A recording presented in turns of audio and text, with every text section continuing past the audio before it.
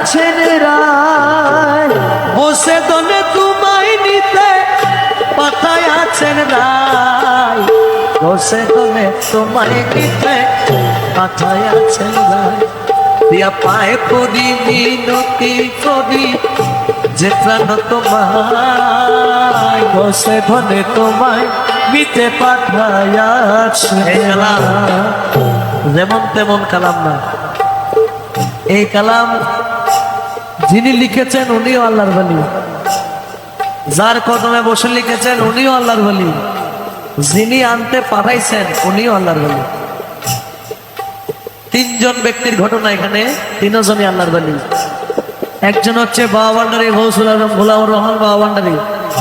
যখন মাইজ ভান্ডার থেকে চলে গেলেন অনেক দূরে, 12 বছর হয়ে গেছে মাইজ ভান্ডার ফিরে না। হযরত কেবলা মাওলানা হাদিস হাসান কেবলাকে পাঠিয়েছেন। দেখেন হযরত কেবলা আল্লাহর ওলি, হাদিস হাসান কেবলা আল্লাহর ওলি, যাকে